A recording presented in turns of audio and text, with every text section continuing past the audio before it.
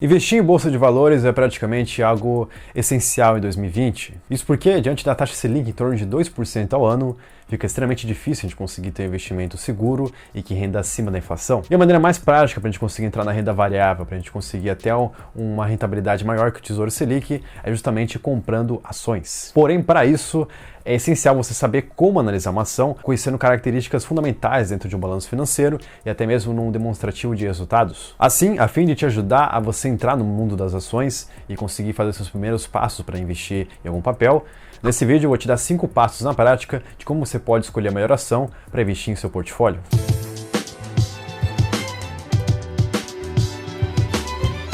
Olá pessoal, eu sou o Matheus Aquino e hoje eu vou te ensinar os principais indicadores passo a passo para você poder investir em uma ação na prática. Mas antes de tudo, já se inscreva aqui no canal para ficar dentro de outros conteúdos sobre marketing, negócios e finanças e também sobre performance no marketing digital. Também não deixe de se inscrever na nossa newsletters para receber outros conteúdos exclusivos diretamente no seu e-mail. E não deixe de baixar o mockup nosso de apresentação totalmente gratuito e editável no PowerPoint para você poder fazer as melhores apresentações. O link de ambos vão estar logo aqui embaixo na descrição. Bom, se você não tem a menor ideia de como analisar uma ação, eu recomendo que você olhe o primeiro vídeo que eu fiz sobre como começar na bolsa de valores, que lá eu vou te mostrar o passo a passo das coisas que você precisa saber, porque lá eu contei justamente os passos para você poder entrar na renda variável e não necessariamente comprar ações acaba sendo o principal. Porém, se você viu o vídeo lá e você que já quer começar direto pela compra de ações, então hoje eu vou te passar esses indicadores para você poder dar uma olhada e conseguir fazer a sua carteira de investimentos. E um pequeno detalhe, cara, eu invisto sim em bolsa de valores. Eu não estou falando só teoria, porque eu analisei uma coisa ali e outros vídeos. Não, eu realmente botei em prática as coisas que eu passei para vocês. E já adianto, meu objetivo de bolsa de valores nunca foi ser um milionário e conseguir uma porrada de grana. Cara, basicamente meu objetivo em bolsa de valores é ter apenas um local que eu consiga rentabilizar mais o meu dinheiro acima da inflação, de forma que eu consiga ter um custo de oportunidade atraente em vez de deixar seu meu dinheiro parado na poupança ou no Tesouro Direto. E para vocês terem noção dos custos que eu já tive com dividendos, já tirando o custo da corretagem e também o lucro de ações que eu já vendi, ou seja, não contando o lucro das ações que eu ainda estou posicionado, o lucro que eu obtive nesses 2 anos foi praticamente de R$ 3.500. Então, sem enrolação, eu vou mostrar para vocês o que eu fiz para ter esse resultado e como vocês podem aplicar na prática. Passo número 1. Olhe o lucro e a rentabilidade da empresa. Antes de você comprar a ação de uma empresa que você acredita que ela seja boa ou porque você compra de tal empresa X e aí você quer se tornar um acionista, é interessante você verificar se a empresa tem uma boa performance a partir da sua rentabilidade ou não.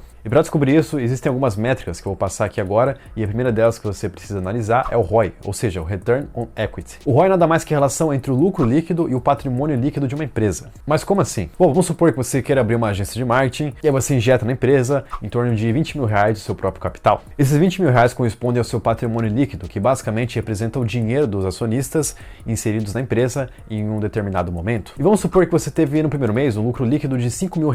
Então basicamente o ROI vai ser a divisão dos R$ 5 mil pelos R$ 20 mil, ou seja, o lucro líquido dividido pelo patrimônio líquido. Nesse caso vai resultar em um ROI de 25%, que é um ótimo valor. Ou seja, o ROI corresponde ao quanto de valor uma empresa consegue gerar diante de valor X aplicado pelos acionistas. E isso indica basicamente a eficiência do retorno do seu dinheiro. Mas esse não é o único indicador. Analisar o ROIC, que é o retorno sobre o capital investido, também é o segundo passo para você ver se uma empresa é rentável ou não. Na prática, ele indica o quanto de dinheiro uma empresa pode gerar em relação ao capital total investido, o que inclui não só o aporte dos sócios, o que inclui também o aporte de terceiros por meio de dívidas ou empréstimos. Voltando ao exemplo da agência de marketing, além dos R$ 20 mil iniciais, foram também investidos R$ 20 mil junto ao patrimônio líquido a partir de empréstimos para a expansão da operação. Assim, sabendo que no mês seguinte também se obteve um lucro de R$ 5 mil, o ROIC basicamente pode ser encontrado entre a relação dos R$ 5 mil por R$ 20 mil do capital inicial, mais R$ 20 mil do empréstimo.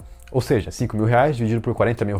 Assim, teremos no final o valor do ROIC correspondente a 12,5%, o que também é um ROIC muito bom. Assim, a diferença entre ROI e ROIC na prática é que o ROI leva em conta somente o valor investido dos sócios. E o ROIC já considera também o capital de terceiros em relação ao retorno do investimento. Uma outra métrica importante olhar é o EBITDA, que é o lucro antes de juros, depreciação e amortização. E também você vai olhar o EBIT, que é o lucro antes de juros, impostos de renda. E por fim, que também é muito importante, é o lucro líquido, ou seja, se a empresa realmente já está dando um retorno a partir do que sobra no caixa no final do mês. Assim, sempre olhe na sua ordem. Comece com ROI e analise sempre ROI em torno de 8 a 15%. E pela minha experiência, ROIs em torno de 8 a 12% são ROIs bons. Acima de 15 e 12% pode ser algo também excelente. E esses valores também correspondem ao ROIC, que por mais que às vezes o ROIC pode ser menor que o ROI, essa faixa entre 8 a 15% ou até mais, pode indicar um bom investimento. Já a relação entre o EBIT e o EBITDA, sempre olhe se eles estão pelo menos com valores positivos no balanço. E também sempre dê preferências para empresas que dão lucro líquido, ou seja, realmente elas conseguem fechar o caixa no verde no final. Porém, podem ter algumas exceções, que eu vou comentar um pouquinho mais para frente. Passo número 2. Analise o crescimento e faça um breve benchmark. Para fazer essa análise em relação ao qual setor da economia você investir, ou até mesmo comparar empresas semelhantes de um mesmo nicho, é importante primeiro você olhar as questões macroeconômicas. E nisso que eu falo, a questão macroeconômica é uma forma simples, ou seja, analisar se os setores da economia eles realmente estão adequados ou estão em crescimento e até mesmo podem estar em um declínio devido à recente situação do país. Um grande exemplo disso é justamente setores da economia aqui no Brasil, como por exemplo a construção civil e o varejo. Esses são setores da economia que tiveram uma forte queda antes mesmo da crise do coronavírus e eles estavam começando a retomar à medida que o país estava tendo sua estabilidade econômica voltada gradualmente. Então sempre é interessante você analisar a partir de dados da economia desses setores para ver se vai ser uma boa escolher ações daquele segmento, ou você pode escolher companhias apenas que possuem um bom resultado financeiro. Assim, depois que você analisar os setores que vão ter maior prosperidade, é interessante você olhar a participação de mercado dessas empresas para ver se elas vão ter uma boa chance de faturamento e elas vão conseguir se destacar na concorrência. Agora, em relação à parte de métricas, é interessante você ver um item chamado CAGR, que corresponde à taxa de crescimento anual composta. Basicamente, esse indicador vai dizer para você se a empresa ela cresce rápida ou não. E o que serve esse CAGR? Bom, ele é medido através de uma forma que aí você consegue ver qual foi o crescimento médio de uma métrica específica dentro do balanço financeiro da companhia. Ou seja, basicamente você consegue pegar, por exemplo, o lucro líquido e ver qual foi o crescimento médio anual desse lucro líquido dentro de um período específico. E o legal do CAGR é que você consegue fazer depois uma comparação com outras empresas do mesmo segmento para ver se o crescimento daquela empresa numa métrica específica ficou acima, abaixo ou na média em relação aos concorrentes. O único problema do CAGR é que se você tiver empresas que tiveram uma oscilação muito grande em relação a uma métrica específica, como por exemplo o lucro líquido, sendo que houve períodos que você teve uma grande receita e um lucro líquido alto, mas também teve uma queda muito brusca desse faturamento e no final um prejuízo, esse indicador ele pode dar uma camuflada nos dados devido a essa forte variação dos resultados da companhia. E para você encontrar esse CAGR, você pode utilizar sites como Trademap e Status Invest, que eles também têm uma parte que eles apenas pegam métricas específicas do balanço financeiro e conseguem comparar com outras companhias do setor para ver se aquela empresa específica está acima da média ou abaixo. E caso você não consiga ter acesso a essas informações, eu vou deixar aqui embaixo na descrição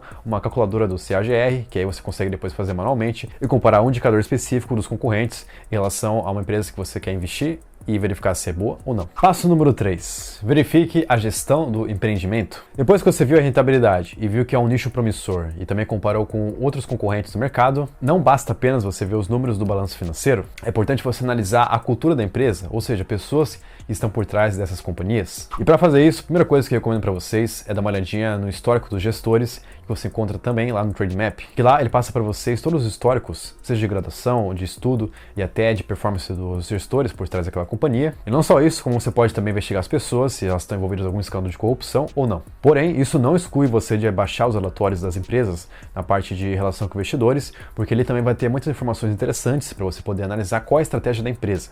Assim, sempre é interessante você ver se a empresa tem uma estratégia de crescimento orgânico, ou seja, ela consegue crescer com o próprio capital dela reinvestindo na empresa, ou muitas vezes ela vai se alavancando a partir de dívidas. Um detalhe também é você olhar se a companhia ela vai estar com um plano de expansão a partir de compra de outras empresas. Fique esperto com isso, porque se realmente for uma compra estratégica, você vai olhar que pode fazer sentido, ok, não tem nenhum problema quanto a isso. O que eu gosto de ver também é saber se os gestores principais da empresa, eles possuem essas ações compradas, ou seja, eles compraram ações da própria empresa porque realmente eles acreditam no papel dela. E uma relação também que eu gosto de utilizar, mas também ela não é tão principal assim, é verificar o lucro líquido dividido pelo número de colaboradores da empresa. Ou seja, eu consigo ter ideia mais ou menos da eficiência de cada colaborador dentro daquela companhia. Óbvio que essa não é uma métrica muito relevante, mas interessante porque você consegue ver como é a cultura por lá e como cada colaborador consegue realmente trazer retorno para o investimento. Passo número 4. Analise o endividamento e o histórico da companhia. Fique atento em relação ao endividamento das empresas.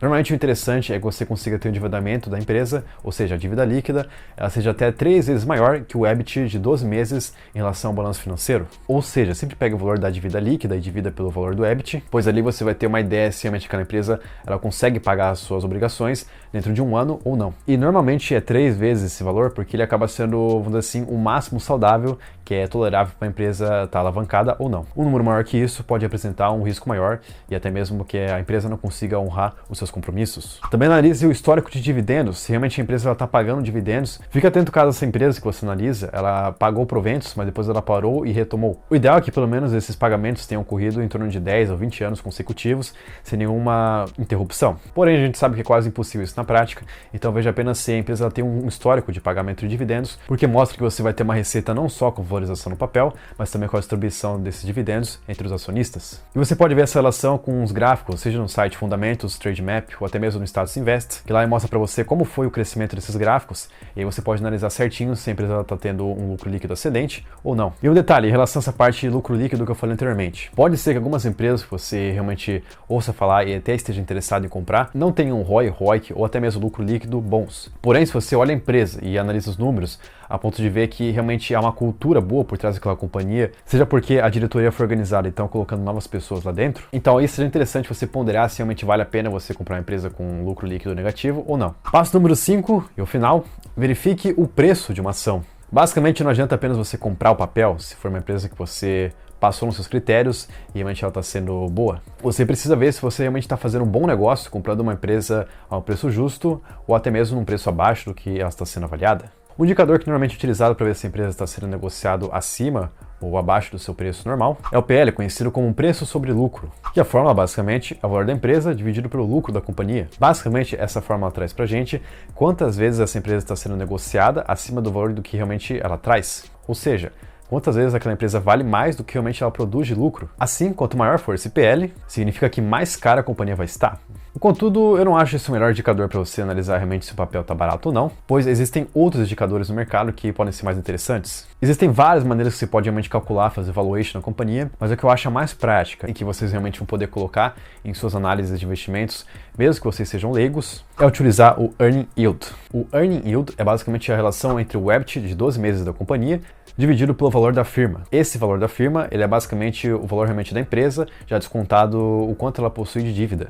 Assim, a grande sacada nisso é que você consegue ver realmente quanto é que aquela empresa consegue gerar de caixa durante um ano em relação a quanto realmente ela consegue valer. Assim, quanto maior for essa relação, mais barata significa que a empresa está. E basicamente com esse valor, e comparar com outros papéis que você tem interesse, você consegue ver quais empresas estão mais baratas ou não. Lembrando que esse vídeo aqui não é para você seguir a risca e dar o passo a passo e realmente botar tudo em prática que eu tô falando aqui e depois você querer seguir e comprar papel. Esse vídeo aqui não é uma recomendação de compra de nada, é apenas um meio para você conhecer o mundo dos investimentos, poder aplicar e testar, mas também estudar por outros meios, como livros e até cursos, de forma que você consiga depois confrontar os conhecimentos e ver o que é mais importante para você e pode dar certo. Bom, pessoal, esse foi o vídeo de hoje. Se você gostou desse tipo de conteúdo, já se inscreva aqui no canal para ficar dentro de outras novidades sobre marketing, negócios e finanças. Também não deixe de assinar minha newsletters para você ficar sabendo de outros conteúdos exclusivos que eu mando sempre no e-mail de vocês toda semana. E caso você concorde ou discorda de alguma coisa que eu falei nesse vídeo, já deixe seu comentário aqui embaixo, até para agregar o debate e agregar o conhecimento, de forma que a gente consiga construir uma comunidade e que mais pessoas consigam entrar na Bolsa de Valores aos poucos. Por hoje é isso, grande abraço, até a próxima e tchau!